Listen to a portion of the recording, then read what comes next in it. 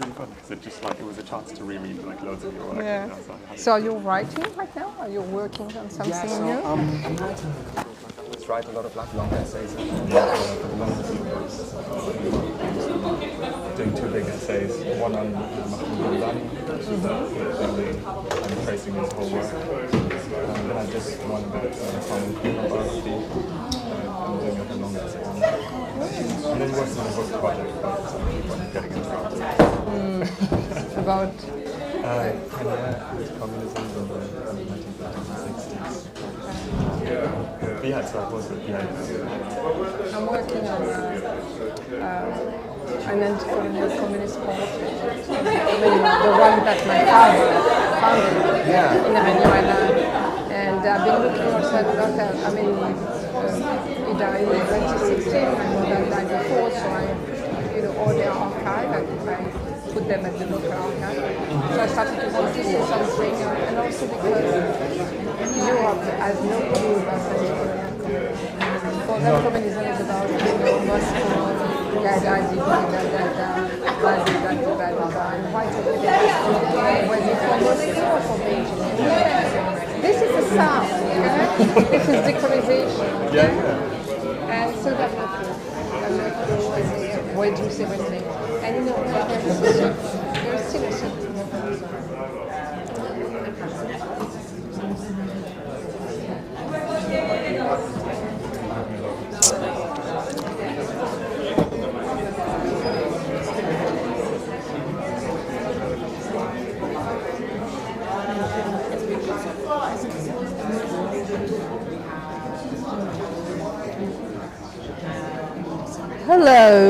Hello everyone.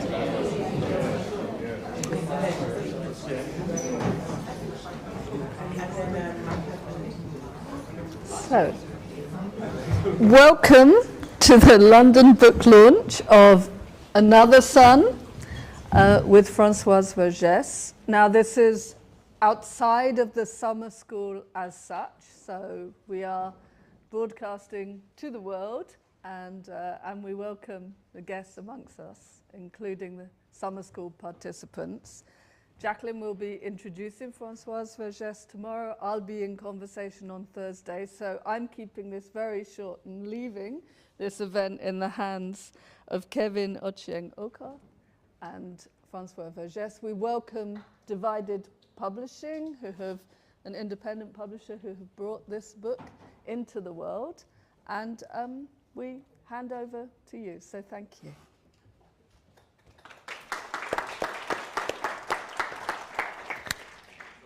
Thanks everyone for coming. And welcome to the book launch for Another Sun. This fantastic collection, it's a book of both an interview and there's some poetry and two great introductory kind of essays or preface and a postface. So Another Sun is based on a conversation between Françoise and Mayra A. Rodríguez Castro, which revisits an earlier 2004 conversation between Françoise and Aimé Césaire. So we'll definitely, if you haven't seen the copies, we'll have them available for purchase right after the event. So Divided will have a lot of copies there. So just to briefly introduce our speakers today. Françoise Vergès is a writer, a decolonial anti-racist feminist, and curator.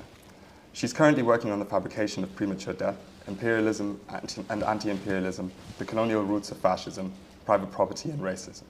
In parallel, she's working on a film about communist anti-colonial struggles in Réunion and in the Southwest Indian Ocean, based on her parents' personal archives and her own. And I'm hoping we can hear a little bit more about this project later on. Her most recent publication is, of course, Another Sun. But amongst the other publications are also Making the World Clean, Wasted Lives, Wasted Environment, and Racial Capitalism, a program of absolute disorder, decolonizing the museum, decolonial feminism, and the wombs of women, race, capital, and feminism. Françoise is currently Senior Research Fellow at the Sarah Parker Remsen Center for the Study of Racism and Racialization at UCL, just around the corner. I'll be asking Françoise a few questions today and we'll be in conversation.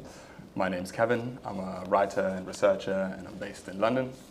I write I wrote a book a while ago, a very short book of essays called Red Africa, which is about anti-colonialism and Marxism, or anti-colonial communism, and kind of trying to discuss a tradition of specifically kind of Marxist anti-colonialism in Africa.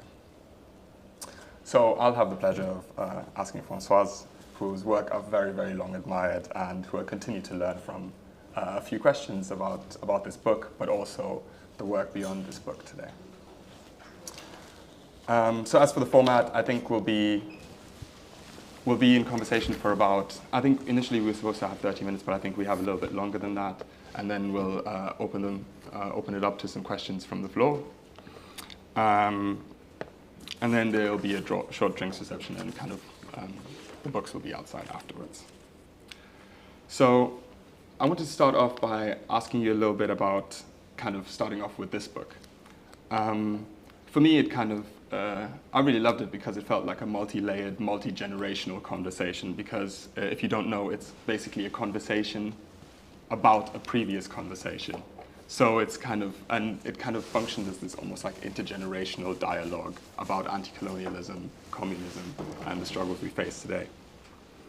At one point in that, you're the interviewer when you're interviewing Aimé Césaire, and then at another point in this book, you are the subject or the interviewee. So maybe if you could tell us a little bit about how both those conversations came about, how they started, what impact that visit to Césaire in Fort-de-France had on your own thinking, and perhaps, maybe if it's not too long of a question, what you hoped to kind of impart or give to a new generation or a younger generation with this conversation with another son. Well, thank you. Good evening.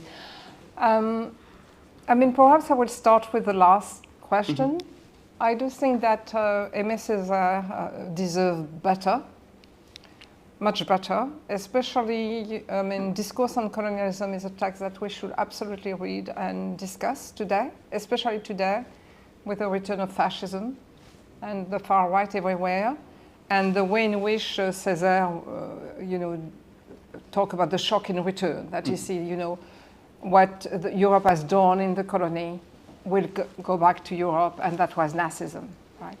And then at the end of Discourse on Colonialism, I don't know if you do remember, but he say, okay, don't rejoice too fast about the, you know, collapse, I mean, the end of the colonial empire, because the worst enemy is coming, and he said the American. So this was written in 1950, and he said, beware, this will be, you know, terrible. It will be absolutely barbaric. So it was, you know, when you reread it in the, you know, in today, it's quite, it's very important, because at the time, very few, in 1950, we're talking about US imperialism as really the new enemy. I mean, the new, you know, like really the threat, the greatest threat. There was a focus on, of course, you know, the end of the British Empire and the war, and mostly also the French, you know, war, but also would be followed by the war against the Portuguese colonialists. But anyway, and all the coup and assassination everywhere. So I think, yes, Césaire for me is extremely important. And then, I mean, Césaire, in fact, when I thought about doing this conversation with him, a lot of people in France thought he was dead. You know, like when I was talking about him, they say, oh, but that's past, you know, that's in the past. I said, but he's alive, you know. So I say, okay, I have to do a conversation. So I wrote to him and I say, okay, you may not remember me. I was a little girl then, you know, when you came to see my father. And he also, he knew my grandfather, you know, in the 40s. And I say, okay, I will want to have, you know, have some interview you. I want you to also to tell you this was in 2000, at the beginning of the 21st century. How do you see, you know, what your struggle and the current struggle? And so I sent the letter, and I waited, and then a week later, I got a phone call, Madame, I'm the assistant of Monsieur Césaire, and he's wondering why you're not there already. I said, but I was waiting for an answer. So he's waiting for you. Okay, so I jumped in a plane, and I went to Fort-de-France. And it was really, he was such a sweet person. So I was seeing in the morning, because he was already, you know, very tired, and in the afternoon he needed like some rest. But there was a moment, I mean, I told the story in the conversation with him, that so he took me to Saint-Pierre, you know, which has been destroyed by the volcano eruption. And near the city, there was a big tree that has been burned down. And years, I mean, decade later, the tree came back with, you know, like totally green and everything with leaves. And for him, it was, this is struggle, that he will never die. And I remember that because he took me to the tree, we get out of the car, he showed me the tree, and we stay under the tree for a while, and he was telling me. And so that remained, you know, the fact that struggle never die, you know, that, and the image through the tree that has been burned down by the volcano. So, I mean, and then the conversation, the second thing perhaps also I will say very quickly, I wanted, when I wrote down the conversation, I was thinking about all the women from Martinique and Guadeloupe that I was, you know, seeing in the street or in the hospital or elsewhere, you know, working as cleaning lady. And I wanted it was for them. I wanted this book for them first and not for the academia. Where you have very good, you know, study of Césaire, that's not my point, but it was for this woman. And so when the book was published and sometime in the subway they were stopping me and say, thank you, I say, okay, that's worth it, yeah. And so then after Mayra, I say, she was in Martinique, she picked up that book at the airport, she read it, and she said, I have to meet this woman.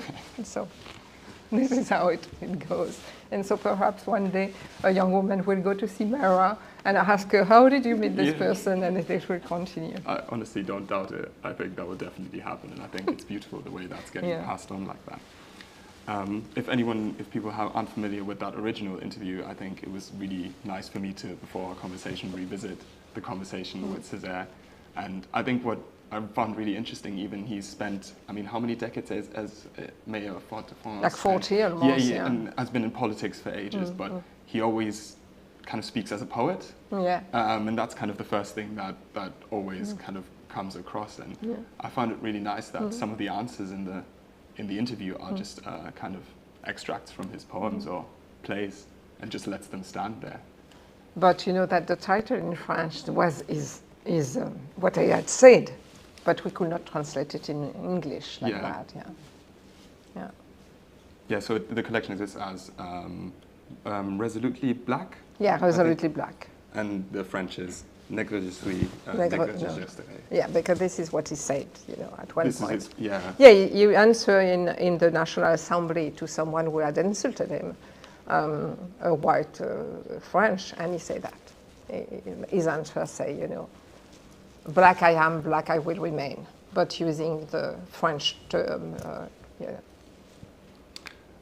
So I think you briefly mentioned this, that your grandfather knew Césaire? My grandfather knew Césaire and was at the National Assembly when, at the end of World War II, they asked for the end of the colonial status of Martinique, Guadeloupe, Guyana, and Réunion.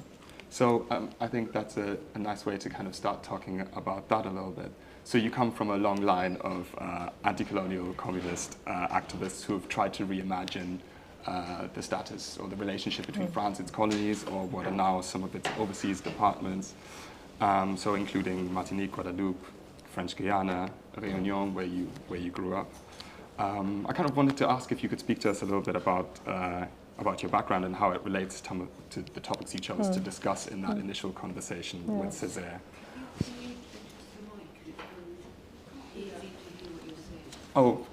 And do you hear me?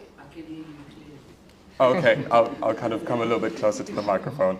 So I was just asking about Françoise's family background, coming from a long line of communist and anti-racist and anti-colonial activists who've tried to reimagine the relationship between France and its colonies, and then later France and its overseas territories, including Martinique, Guadeloupe, French Guiana, and Réunion. So I wanted to ask Françoise. Well, thank you, and this is why also I read your essays, Red Africa, because I'm interested, and also Césaire was interesting for me because he sat with the Communist Party at the National Assembly, and then he resigned in 1956. And his letter of resignation is still a lesson for a lot of the European left today. Because he said to the European left, you're just paternalistic with us. You want universalism, but it's your universalism. And he said, I don't want to renounce my singularity, you know. And he said, you want us to be brother, but you want us to be the big brother, to remain the big brother. And the critique, it is quite a long letter, is very important, and I think that most of the European left has not read it because they have not even entered, you know, their own decolonization.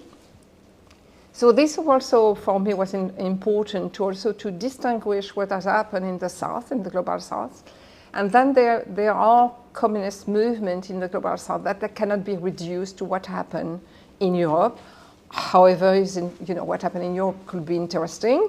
And all the discussion about, again, on Marxism and, you know, okay, and, you know, Marx feminism, fine. But there is a total ignorance of what's happened there. You know, very few people know that in Sudan you had the greatest communist party of all Africa. You have a very important communist party. I mean, very few people know that also you had a lot of communist theorists in the Arab world. So there's that for me, that what happened, especially in the 50s, 60s, 70s, the discussion that there are, you know, the debate, how they see imperialism and the struggle against imperialism, how they see the struggle against capitalism and racism. So, you know, and it's different from what I read from Europe. So that for me has been, you know, very important. And Césaire, they are, you know, because most of the people after, you know, Fanon or Glissant are no longer, you know, with Marxism. They totally turned their back on Marxism. And for me, you know, what happened, the discussion, the circulation, you know, the South-South, you know, discussion was very important. And I grew up with two education. You know, I went to French school and I learned everything about French, river and mountain and kings and queen. And of course, I mean, I was reading French literature. And, you know, quite, you know, I like Corneille, Racine more than Corneille, but anyway, the point, you know, and Victor Hugo and so on. But I knew quite early, this was France culture, whatever, what the France of school, and there was a state. And the state never hesitate to kill, to maim, to torture. Like, never hesitate. And I had that, you know, I don't know if I expressed it in this word as a little girl, but I saw people being beaten. I visited my father in jail. I saw my father coming back totally, you know, like with a, you know, in bloody. We were under constant surveillance. The phone were taped. I mean, we were going to, you know, swimming to the beach, and we had like civil police in, you know, sitting in the sand and waiting for us to, you know, like, and we were spending the day at the beach. So this distinction, you know, very important for me, because there is a constant confusion, you know, France. But there is a state, and the state which is a colonial racial state, you know, and that state has, for instance, for me, the fact that there is a strong hostility to decolonization in France, very strong.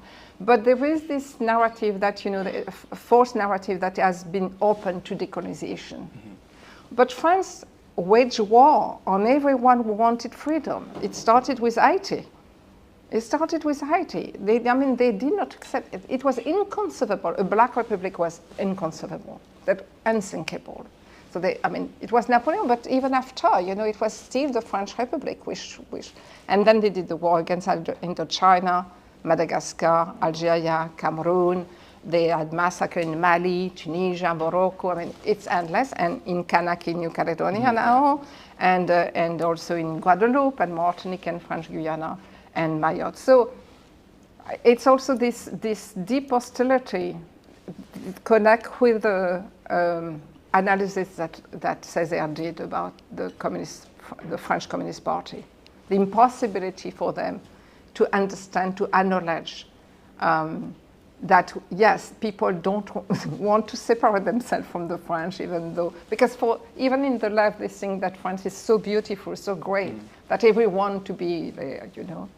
So for me, and that was a discussion because Césaire knew my grandfather and he knew my father also.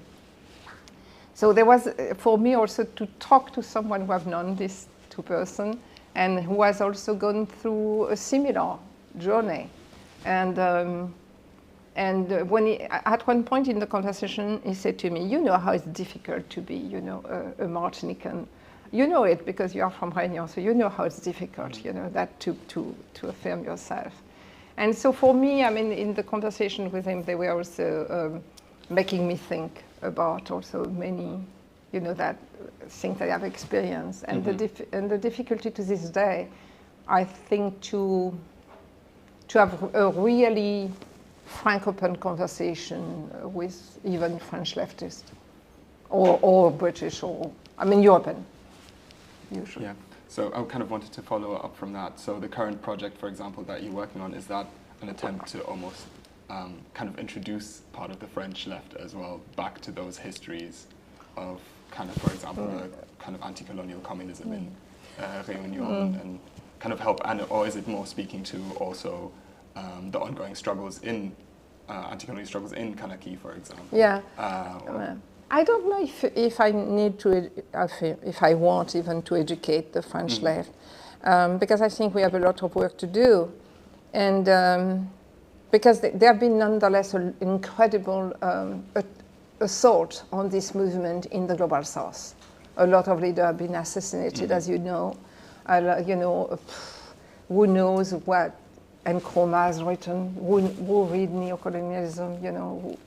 And so this erasure is, for me, it's more like how can we have this conversation against, you know, even also with people in the North. That's not my point, I'm not excluding. But, you know, how do we also read seriously these people, you know? I mean, recently I was asked to write something on a Lebanese Palestinian Marxist communist, Mahdi Amal. Yeah. Who's fantastic. If anyone hasn't read his work, it's really great. It's really great. And it's particularly not known. But also there were two things, Kevin, that interested me. He's called the Gramsci of the Arab world. I say, why don't we call Gramsci the Hamel of the the European world? You know, like why, you know, like what is just one way? That's one thing. And also the question of circulation, because when I was, you know, writing the piece, so he did it, he read philosophy in Lyon, married a French woman, but he lived also in Alger. And he wrote in Alger a piece on Fanon in a journal which was created by my uncle, Jacques Vergès, who had been a lawyer for the Algerian nationalists, and Jamila Bouered was an Algerian heroine. And so this circulation also, that, you know, that this conversation, although that you want to talk, but how did you do it? How do you think and what, you know? And I think it's also, this is what I want also to bring back. I mean, there's a lot of artists are doing it and historians are doing it. It's a huge work right now. And I think this is very, for me, very important. Yeah, I think also I've been seeing a lot of conversations about, you know, people bringing Walter Rodney together with Mahdi Amal and thinking them on underdevelopment and anti-colonialism. So there's a lot of like very rich work happening to kind of reevaluate those Marxist traditions from the 1960s, 70s throughout Africa, the Arab world, but also thinking about the role of the peasantry, which has always been very important in the Global South.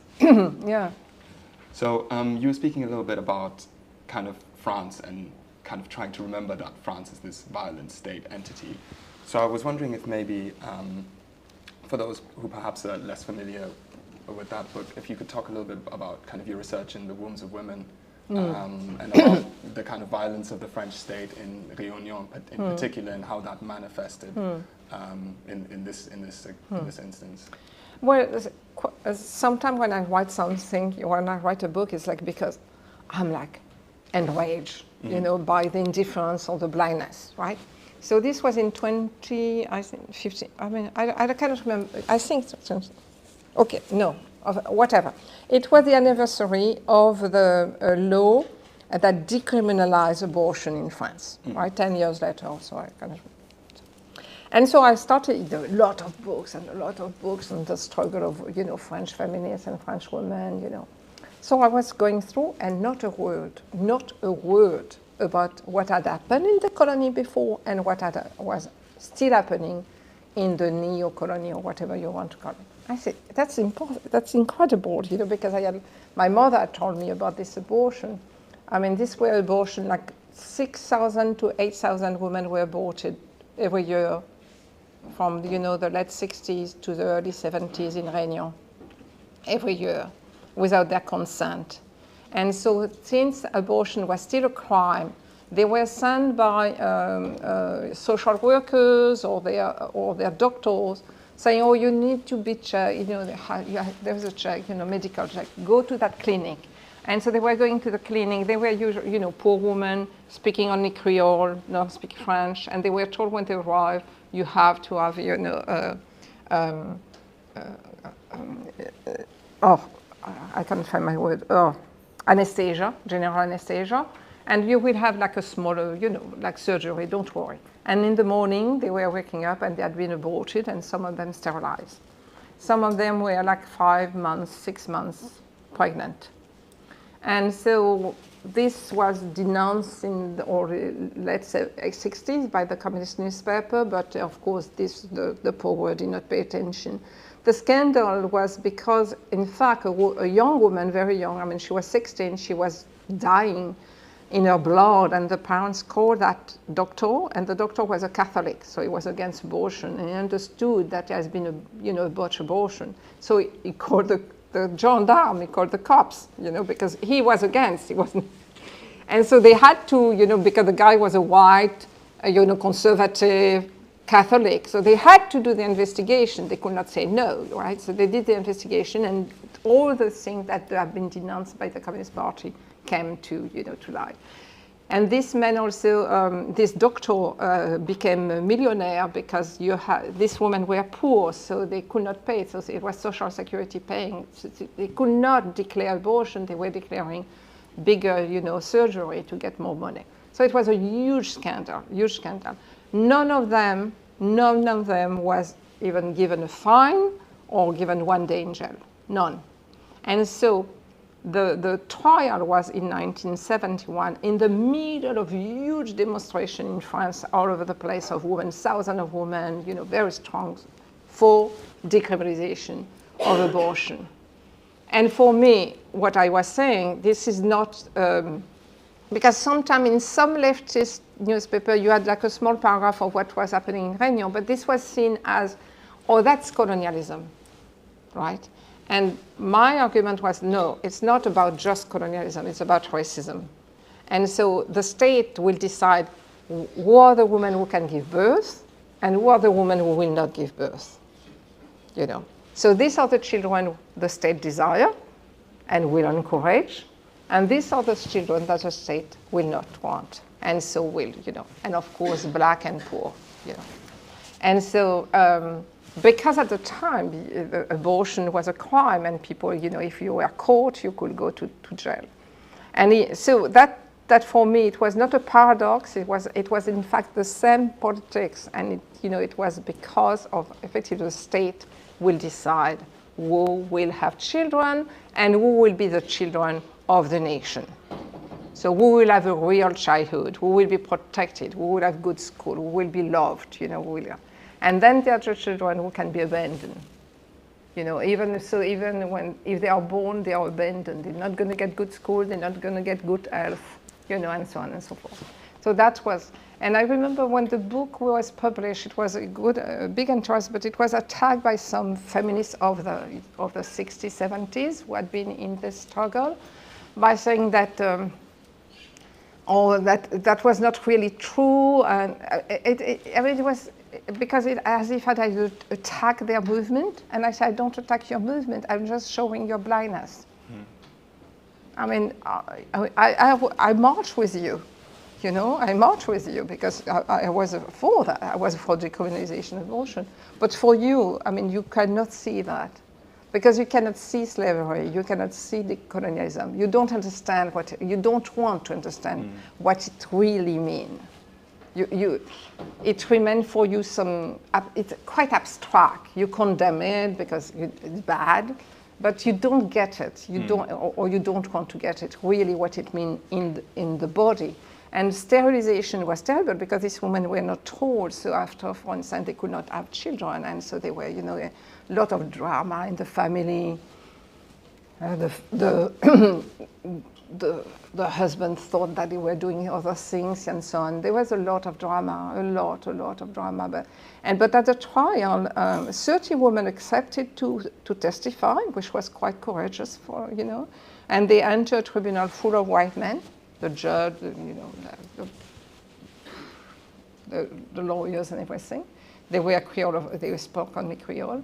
But all the doctors got away with it. And they continued to exercise. You know, there was absolutely no punishment, none whatsoever, none. And the state encouraged it. It was not told, you know, because it's a lot of things like that. The state does not have to write down a racist practice. It does not, because they say, oh, we're not going to find, you know, okay, now, because you don't need, the state does not need, it just encouraged like that, you know. There is an atmosphere, and it happened. And so, no, nobody was punished. For me, it was like such a scandal. Yeah, it was really enraging. Yeah. Yeah, but it's not just that book, but also your decolonial feminisms book kind of fill some of those gaps that you've, or kind of blind spots, and they try to address those blind spots and fill some of those gaps. And I found it interesting also revisiting your kind of conversation with Césaire. You always push back sometimes, and it's you know, admiration, but there's also some push. And then I think you mentioned that that's kind of, you know, one of the things that you've seen as one of his largest blind spots is kind of very little consideration for how women of color have been affected by these legacies of colonial violence and slavery throughout history. He could not think about reparation. And I think that's also a very interesting disagreement. I think that comes up in the book is on the question of reparations. Would you like to? Because I mean, I don't know why, but he thought, he was afraid that reparation will close the chapter of slavery. You know, like that the white will say, okay, we pay you now, bye-bye, we don't have to talk about it anymore. And I think because it was still this ideology of progress, you know, that there will be progress, and so we have to trust progress. The progress will come. There is a road to progress, and the road is there. And for me, it was no. You know, it can. You're going to have defeat, setback. You know, lot. You know, the power will not go away. You know, you know. So you have to push. Yeah, and I kind of. I mean, we'll open up to the floor for a little bit in a second. But I think maybe that's also one thing I wanted to ask you just to think about, because I think what comes up there is also, of course, there's the question of kind of colonialism, imperialism, but then also that question of sovereignty, I think, that you address in the conversation with Mayra as well, quite a lot. And that kind of maybe perhaps that question and how it relates to also what kind of Césaire always comes back to is this kind of new humanism, critical humanism, and if there's a way we can think those things in relation to each other together. Yeah. Well, I think, I mean, this question of, you know, who is human and what is to be human has been, you know, of course, and the enslaved, the colonized has pushed back again the Western notion of what is to be human, which is usually male and Christian. But there is also now, you know, all this question about the connection with a non-human species. But nonetheless, what is to be human? And I've been working, I mean, more recently, and in the next book, it's about, you know, this. There was the Minister of Defense, the Israeli Minister of Defense, on October 8 declared that they were fighting human animals. So I was interested in that notion of human animals, you know, and what are human and human animals, you know, and so that human animals are nonetheless still human. They are not animals. And this is this part of being human that can be, therefore, the target of violence and brutality. Because if you say animals, they can be loved and cherished and, you know, protected, and you got, you know, everything about the animal, you know, well-being.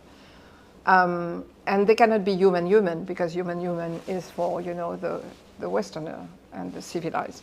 So I was interested in this question of human animals and the genealogy in the history of colonialism and racism. Of course, we know about the animalization, but for me, it's also how this allows to make a body no longer, I mean, that it's a human body, and it's because a human body that it will be degraded, raped, you know, torture. So I think now we can continue to think about this question of humanism and new humanism, but in the light of what's happening, you know, and currently and in Gaza, and so expand, you know, our reflection about that, and also because of the climate catastrophe, the climate disaster that Césaire could not, you know, foresee. So there is, I think, a work to do today, that we have that work to do of you know, what effectively, what world do we want? And, because we need to hand that world, the world that, you know, that one.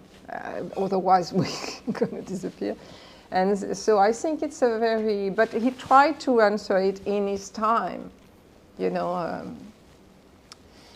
and he nonetheless was, he wanted to find something, you know, I mean, you see him, is extremely, it was strange, you know, because he did not like so much the social life. I mean, he had a huge contempt for the Martinique and petty bourgeoisie.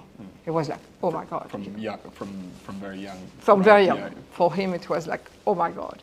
And even, you know, people was not, but he was, when we were, because he took me on a tour, he was very nice with people, and people were coming to talk to him, Monsieur Césaire and so on. But you felt in him a certain distance, you know, with the contact, you know, don't. So that was interesting also for me, that relation, perhaps of the poet, I don't know, but I don't want to make a generality. Yeah, no, because that's what comes to mind. It's kind of the tension between the poet and the politician and how people relate to Yeah.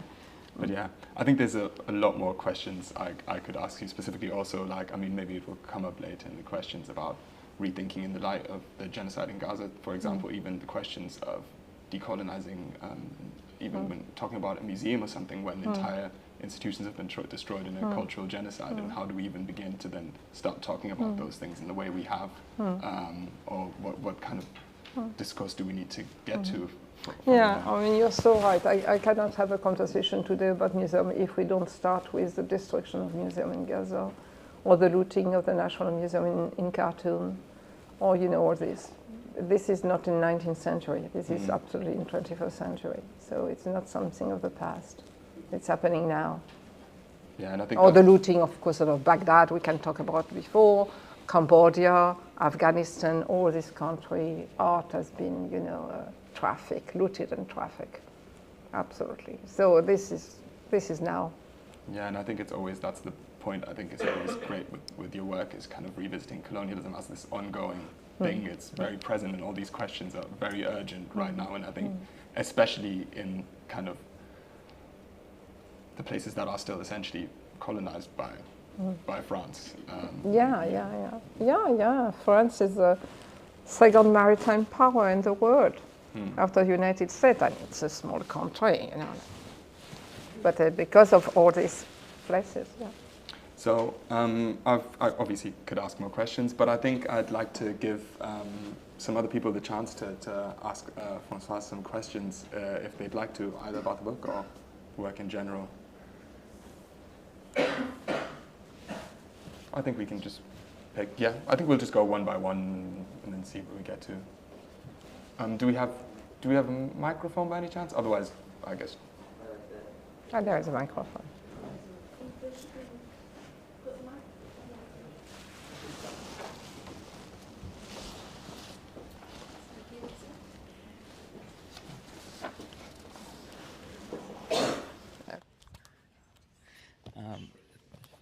First of all, thank you both for the interesting dialogue.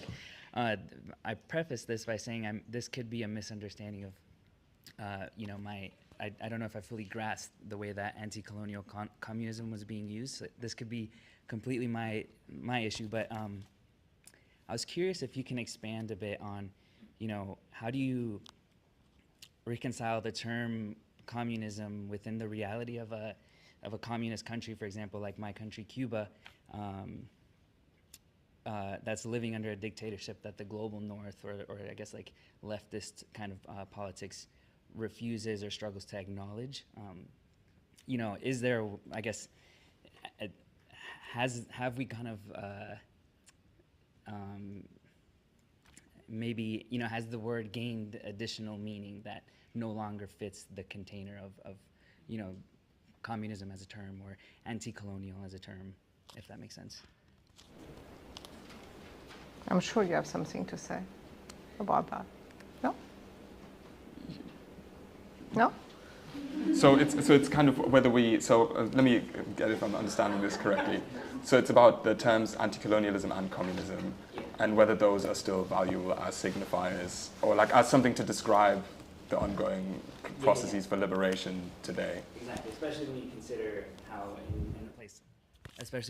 how in a place like Cuba, it's often viewed as like a positive, which ignores the reality of what's happening in the country, which is it lives under a dictatorship. We see it as you can acknowledge certain things without thinking, without disavowing something. And I think we all, for a lot of communists or people who identify as communists today, there's an acknowledgement of all the practical projects of communism that have come before us. We also critically reflect on those, but it doesn't necessarily mean an abandonment of that particular tradition. For me personally, I think there can be a critical relation to that kind of past movement. And for me, in terms of, I think, especially if you're speaking about Cuba, for example, and coming from a perspective of African anti-colonial struggles, Cuba is one of the most important kind of countries that provided assistance for anti-colonial struggles in Africa. For example, and then we're talking about, for example, the Angolan Civil War, and that's an instance where they're helping fight not just kind of the Portuguese or Portuguese-backed rebels, but also apartheid South Africa.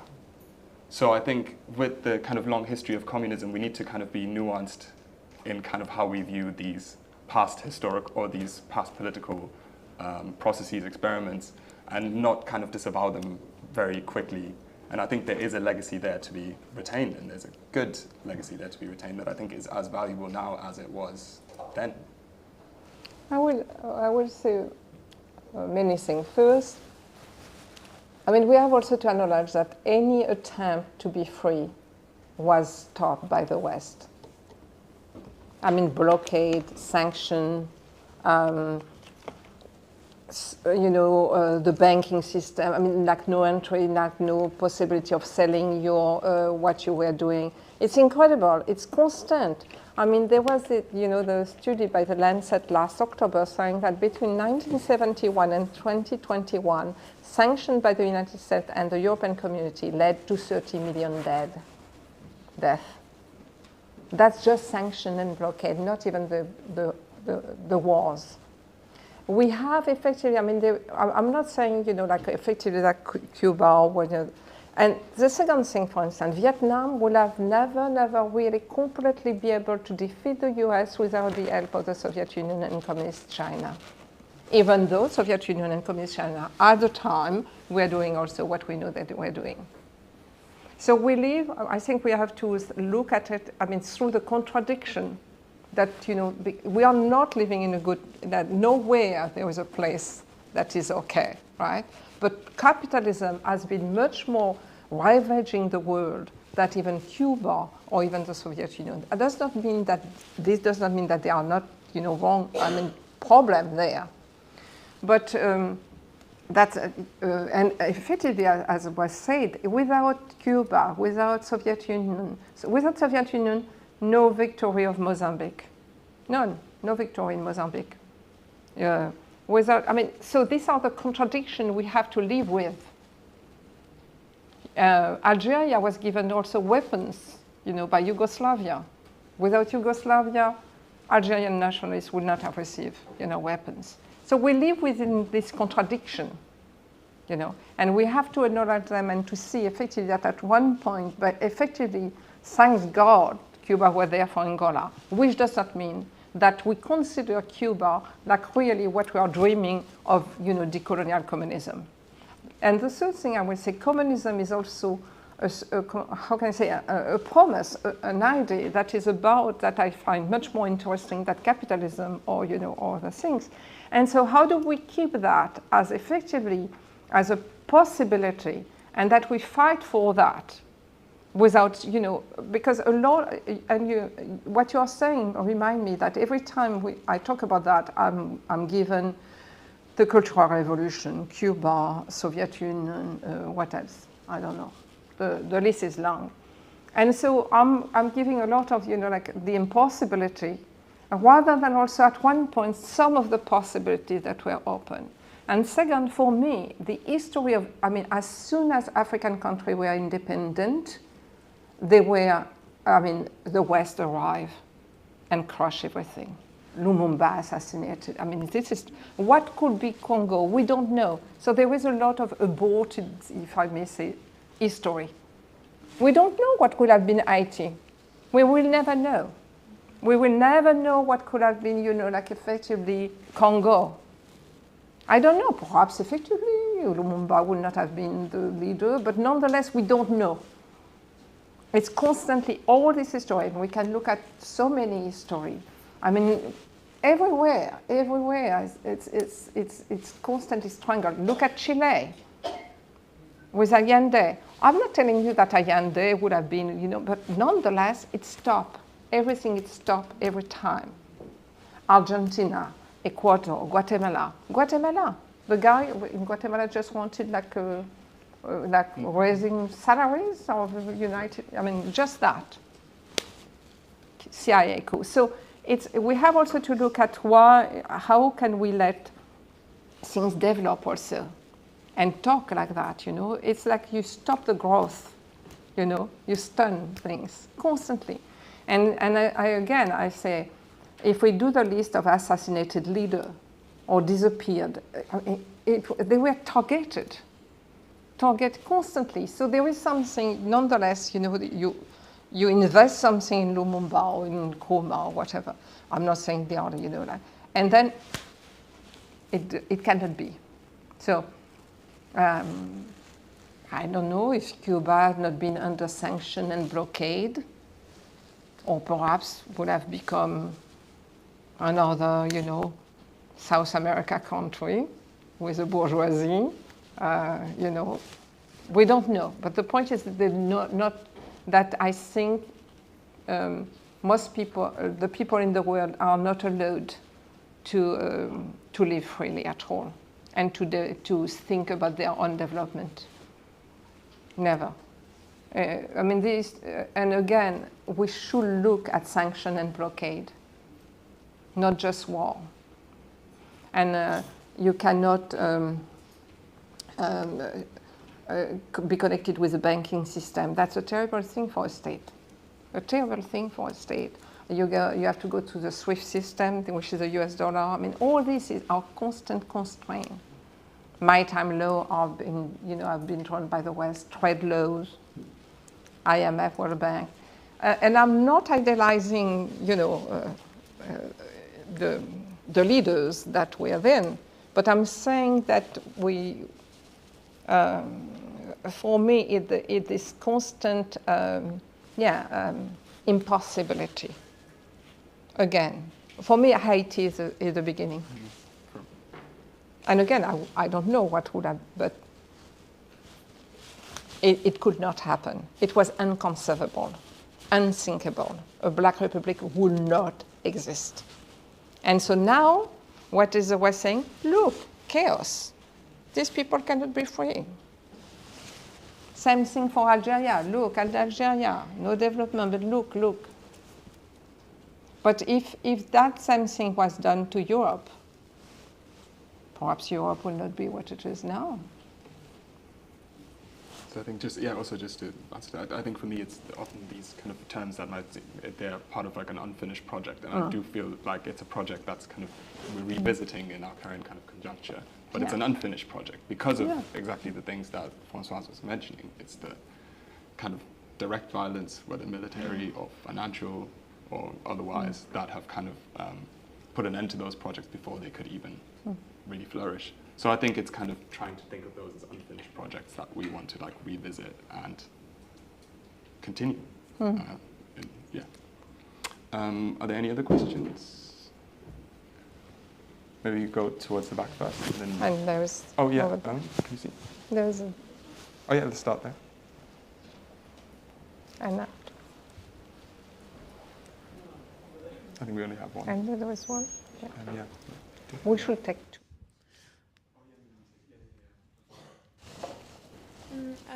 I wanted to ask about, because you were speaking just about contradiction, about the importance of maybe disappointment as a generative way of thinking. I don't know if it's on actually.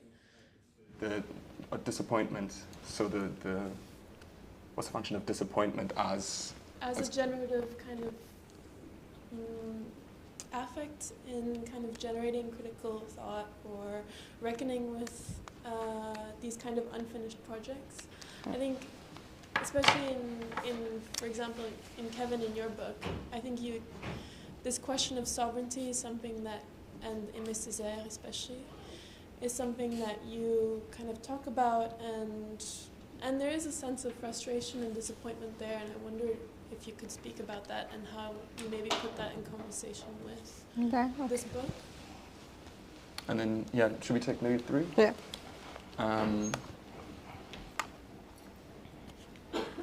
Who else had their And over there, and over there. Thank you. Can you hear me? You got to put... Can you hear me? Voila. Thank you. Thank you for this conversation. It was very interesting.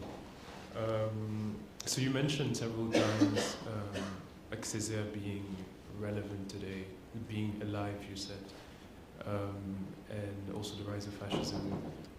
That's the current political context.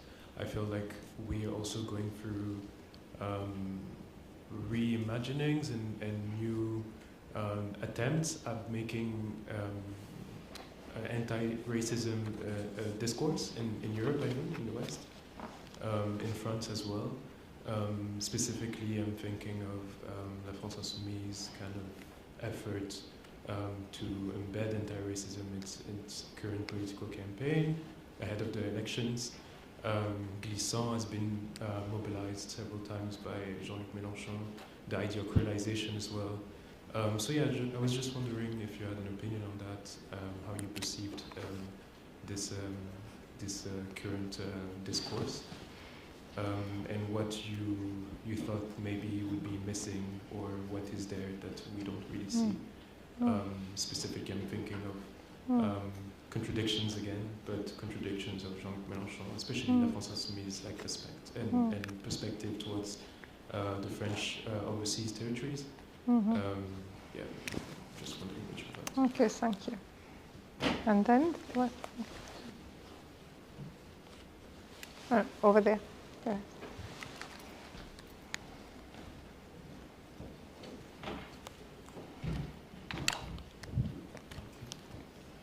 Thank you. I want to ask a question around the concept of rule of law. A legal scholar, Catherine McMahon, stated that a lot of times when we talk about rule of law, we look at it from an abstract, general angle. Most times, we talk about advancing rule of law from the perspective of male dominance and ignoring the peculiarities of women and the biases around these laws, because historically the laws were made for men, recognizing their rights. I don't know how much of work, if you have, done around this, and for the African, constituency where I come from, There's rule of law and there's tradition, and some of these traditions have had long history of women, dominating in certain spheres of life. A good example is the Yoruba people of Nigeria. There was nothing like surnames in our traditions. Children were identified with their mothers. Prayers are done in line with your mother's, spirituality on you and the power she holds. But this has long changed, and there has been the colonial dominance of codification of surnames. So if you can also speak around that thing. Should we do those three, and then we can see if we have? Yeah, I think there was one more, so we can. Yeah, there is one more? No. I think. No? There is one more? No. Okay. You want to say something? No, go. Okay, I think, the only one that I can really address is the disappointment one. I kind of, and just more personally from the worker side, I think some of the disappointments generate anger, and I think anger is quite productive when it comes to thinking about like revolutionary politics. So I kind of, it's connecting, for me it's about connecting. I don't have any worked out theory of this, but for me it's about connecting that disappointment to something like anger, and that kind of grows, and anger grows out of it, and I think that's an anger that's necessary for revolutionary thinking or thinking about revolutionary politics. So it's not taking that disappointment as a given and then saying something, well, we should just give up because that's a lost cause, but it's rather something that we should be angry about all the ways we have been made to be disappointed, which are all the ways Françoise listed that anti-colonial movements have been kind of suffocated as they were trying to reach for power. So I think the other quote, if you'd like to say anything to that, or well, if we want to fight, we have to get ready for disappointment, for setback, for defeat. Otherwise, don't fight. Don't fight. Fighting will bring you disappointment, idea of, oh my God, why it's so difficult, because it's difficult. Why it takes so long, why it does not go faster, and that's part of it. That's because there is things that require long preparation of, going door to door, talking to people, mobilizing, telling them why we have to fight against the rent, or for water, or clean water, and also you have what appears spontaneous, but it's never really spontaneous. Has been there. But the point is, when I say prepare ourselves, because we have real enemies. Liberation has real enemies, like very determined enemies. Otherwise, we will not be where we are. And so they are determined, and again, I repeat, they don't hesitate to kill. They don't hesitate. They have an idea, for instance, even the presence of some people for them is an existential threat. Genocide. United States were, created on the skeleton of a Native American. It was really on their grave, and then on slavery. So, and this is presented as liberal democracy, as the most, the land of the free. So we are in front of a history of blood and murder and incredible suffering. And at the same time, we are in a history of incredible radical hope, constantly. Because, I work for a while on colonial slavery. It took nonetheless 4 centuries to be abolished. That form, because we still, and which meant that for 4 centuries, everywhere in the world where you had enslaved people, they fought back by killing their master, by marooning, by burning the field, by making revolution, insurrection, by learning to read, learning to write, creating language, doing ritual, mourning the dead, celebrating the newborn. And so but so we, in the middle, we have to prepare defeat sometime, and prepare defeat, which means also how do we preserve the writing, how do we keep libraries, how do we keep image, how do we keep the song of freedom, how do we make these ideas circulate, they do not disappear. So this is preparing, it's preparing, constantly being prepared. Prepare to go underground, prepare to occupy, prepare to do sabotage, prepare to teach how to read, prepare to do reading groups. It's a constant, and it's full of joy to do that, because it's liberating. It's liberating because you understand that this is not. It's not the earth going around the sun. It's done by social forces, so you can fight social forces. It's not it's not shifting Earth. But now, what capitalism has done with climate disaster is like effectively something were made by social forces, but the product of that, you cannot stop it. You cannot stop a flood. You cannot stop a mega fire. You cannot, like what is the polluted air, the contaminated air, which means that now we are effectively it's really a fight for life. It's really a fight for life. So we have to prepare ourselves. This is what I will say. Oh God, I'm sorry. I don't see. Okay, we have France, Glissant. What is missing? Well, I read the program of France Insoumise about the overseas, and I will say that there is something, and that has been the long history of a certain Republican left, that France exists also through this territory, with this territory, and the idea of losing them is practically impossible to think through. Because it's very strong. I mean, don't forget, it was the Third Republic which built the post-slavery empire. It was not kings, it was Republican. After slavery, abolition, they started, Algeria, or what is called West Africa, and so on, and Madagascar, and what they used to call Indochina. It was the idea the Republic was built through the colonial empire, with a colonial empire, as an idea of what is a republic.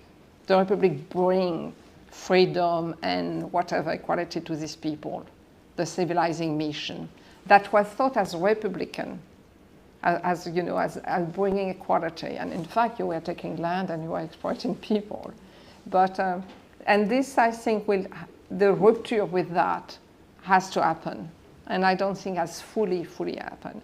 Again, I say the 1956 letter of resignation of Césaire has not been, what he asked or what he said you should be doing has not been done fully. So, as you say, Glissant is being used, but it's the Glissant of tomorrow, the late Glissant, not the Glissant of the Caribbean discourse, where he denounced, 1848 as a lie. The abolition of slavery as a lie. And so there is still work to be done. But the point is, France Insoumise has already understood Islamophobia, which is, took a while. They have understood also, police violence, so it took also a while. But, so there is hope, have to be, but it's going to, we are really in a new, there have been wave, I don't like the word wave, but so there have been incredible intensity of decolonization, and we are living one of this moment. The moment of 67, 50, 60 was an intense. It never stopped decolonization, but you have intensity also. And we are doing, at that moment with everywhere, with also because of the like the racist program in Belfast or whatever. So you see also white supremacy defending itself. And so we are really, that decolonization, anti-racist, more than the building of the nation state. This is really political anti-racism and how do we want to live and where do we want to live? It's so I will say. And the last. You don't about Africa and gender, no? Yeah, I mean the fact that effectively the bourgeois family or the kind of this is how it's being done was also an incredible and important reactionary movement even in Europe. That effectively the bourgeoisie does not want another family than this kind of dad, mom, the two kids and the cat and the dog. But because it's part, this is, what Federici, so many Marxist feminists, or even, also feminists working on psychoanalysis and, like what is the family has done. There's been a long work on that, on patriarchy, what is called heteropatriarchy. But the fact that it has existed, or other form of relation to what is a family, or to women and to men and to children, has been all over the place. But how does this translate after in the social organization, really at the top of the nation state? That's another thing, right? It can exist.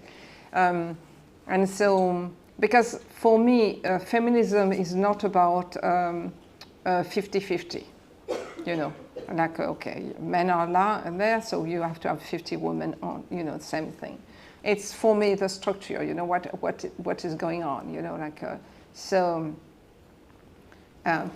how effectively children will be educated, how women, or men or trans, or even, or people of what kind want to live, it's really a question. But the question of getting together of a certain form of family, I don't know if we want to call it, has been nonetheless something that people, has been important for millions of people. The family during slavery was really an important unit of protection, incredible protection. And even today among migrant and refugee, quite often is an important form of protection, because otherwise you're just a little lost.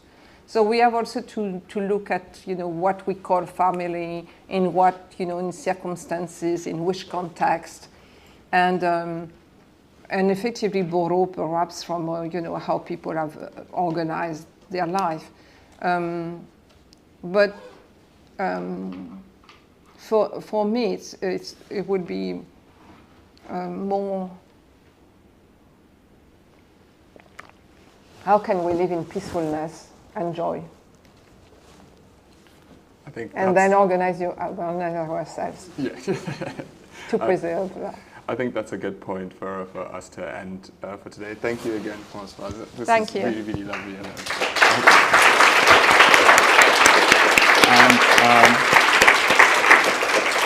Just to mention again, we'll have some copies of the book outside in a little drinks reception, so we can discuss a little bit further there if we want to. And thank you all again for coming. Thank you. Thank you. How do you take this out?